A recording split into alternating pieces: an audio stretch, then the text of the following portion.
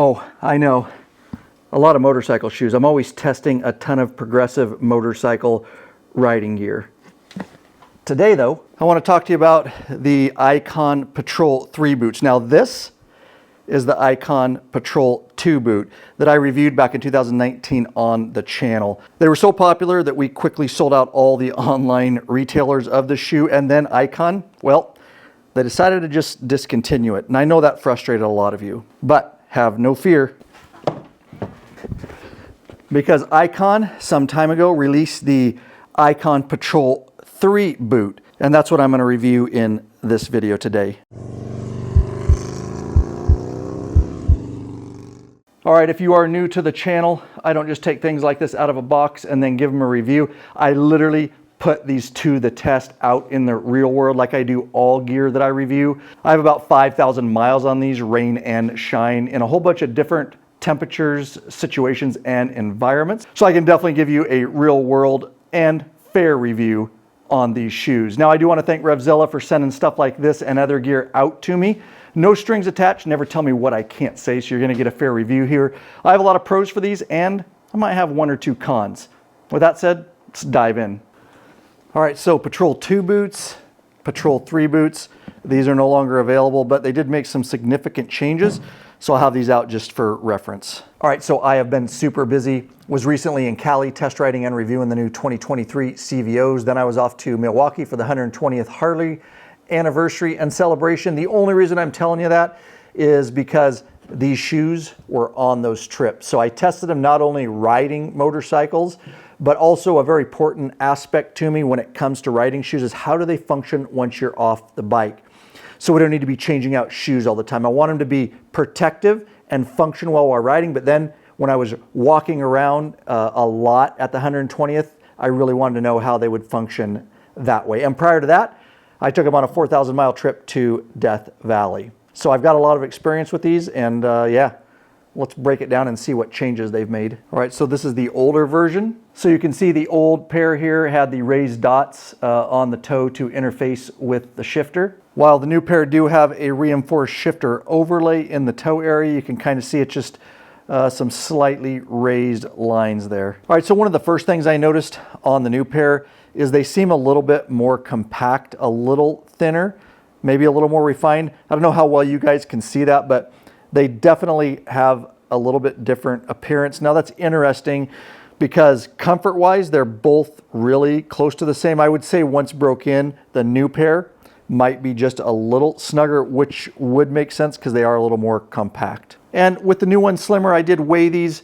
This new version is a little bit lighter. This coming in at roughly 1.6 pounds. This coming in at 1.3 pounds. So lighter shoes always better, right? All right, so one of the other things I noticed right away, this is the old pair, and it definitely feels like a leathery type material on the tongue here. While the new version is a 1000D polyester upper, both an engineered textile down below. And so like the previous version, these two have a full waterproof rating.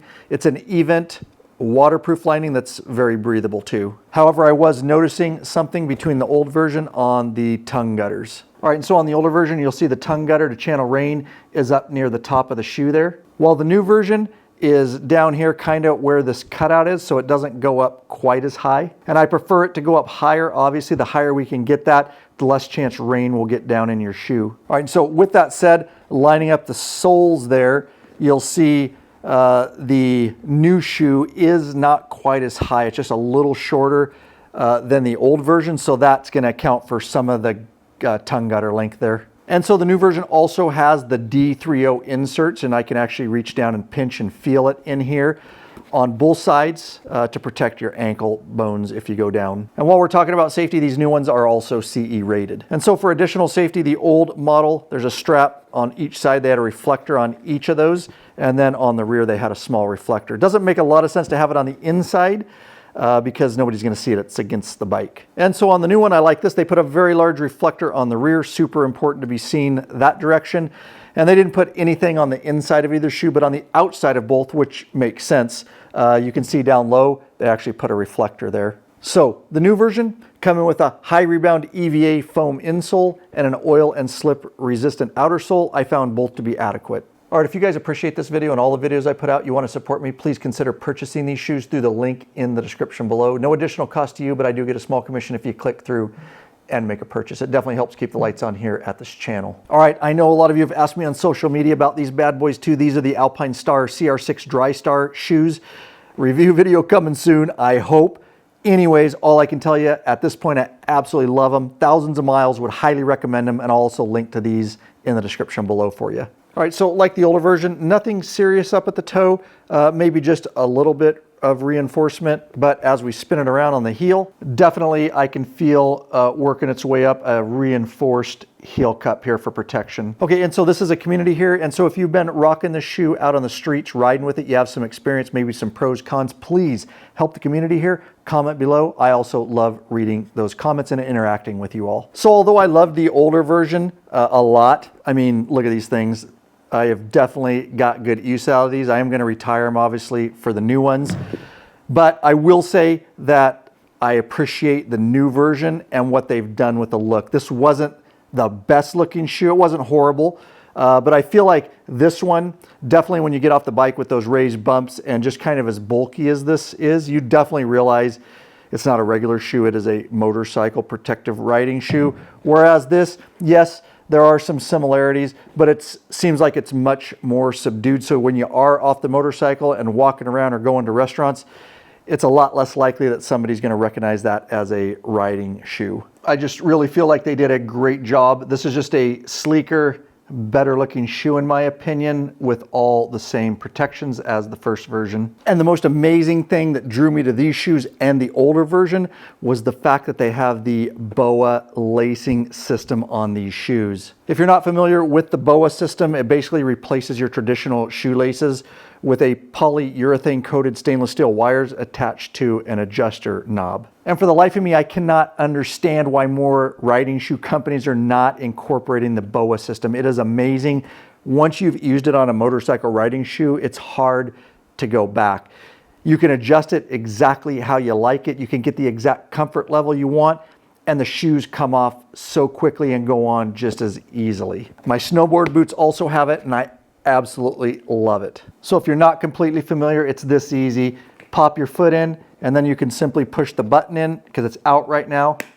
And then you simply just start turning that wheel and tighten this down and these wire laces to exactly how you want it. To get them off, simply pop that button again, yank forward on the tongue, loosens all the laces, and you slip your foot right out. So a question you may have, is it actually waterproof in the real world? I can tell you absolutely it is 100% waterproof. I actually rode with it and tested it while it was raining for an extended period. It did really well. Now, I got a lot of different riding shoes, but I can tell you that one of my requirements, especially when I'm riding like 4,000 miles in 10 days to Death Valley, is I want a shoe that is waterproof. And the reason is it's already hard enough when it starts raining. You got to pull over, you got to get on your rain gear and all that. I don't want to have to change shoes or put rubbers over these or anything like that. It's just nice to know that you can ride through rain and not have to switch out your shoes. So the next question you may have is, what's the temperature range on these shoes? What I can tell you is that on our recent early season trip to Death Valley, we were coming out of Redding, California one morning,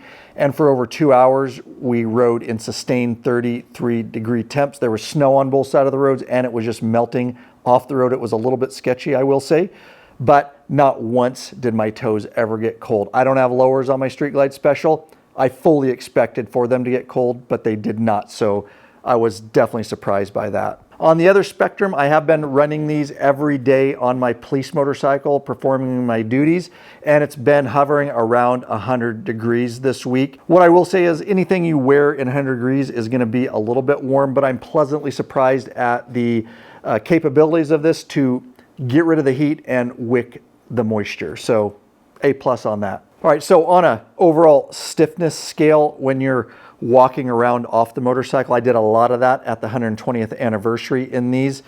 Now I will say with that, the old one seemed a little bit softer, more flexible, not in a good or bad way. These are adequately broke in. And on a scale of 1 to 10, I'm gonna say out of the box, these were somewhere maybe around a 7 at the highest. And now that they're broke in, and they're going to remain somewhere around a 6, I'd say. But they feel great and plenty flexible for walking wherever you need to. All right, so this shoe coming in black or a gray version, and at the time of this video, $190. And with that said, I know a lot of you are like, wow, that's a lot of money. It is for a riding shoe. However, I can tell you that the way this shoe was designed, the technology built in, and having thoroughly tested it, I really feel like this shoe is going to last you. So think of it more as a longer term investment. And you can feel good about the fact that your feet are going to be fairly well protected in a shoe of this caliber. And as far as sizing, I found this shoe to be spot on. I'm a US men's 9.5, and I ordered a 9.5, and it fits perfect with even a little bit of room in the toe. So I would say order true to your size. All right, and although I really do love these Icon 3 patrol boots, I do have a couple cons. They're rather nitpicky, but definitely something you should consider. And this is what I wish would have carried over. This is the old version. They put this loop on the back. Of course, it's got reflective, but better than that is when you're trying to get these shoes on, it is so handy to have one of these bad boys, especially when you have to bend over in other gear. It just makes them getting on so much easier. And I just feel like all motorcycle shoes mid-height like this should absolutely come with a strap like that. And on the new shoe, you can see no strap to help pull these on. And why that pull strap didn't carry over from the old shoe to the new is absolutely beyond me. So that does frustrate me. One of my biggest complaints about the new version. I do fight with it sometimes when I'm getting them on. Of course, you know, you got to put your finger in there and pull it back. It just would have been really nice Icon. Next version, put that back on. And the other con that I've already lightly mentioned is the fact that these tongue gutters don't come up just a bit higher. All right, so all in all, absolutely highly recommend the Icon 3 Patrol boot. I know you won't be disappointed. It's my daily go-to riding shoe right now. And so with that said, I will tell you that if you're interested in this, I wouldn't wait. I would get it sooner than later. The reason I say that is last time we did a video on the older version, so many people clicked through that they sold out. And I bet Icon made a limited number of these, and they're out in the stores. And when they're gone, they're probably gonna be gone till the next version, which took a while. And don't forget, I got lots of gear I'm testing, more reviews coming your way. Love these shoes too. At any rate, I'm popping a couple videos on the screen here for you. Hopefully something useful or entertaining. Heck, maybe both. At any rate, when you're done watching vids, get out there and ride every chance you get, Bikeaholics. Peace.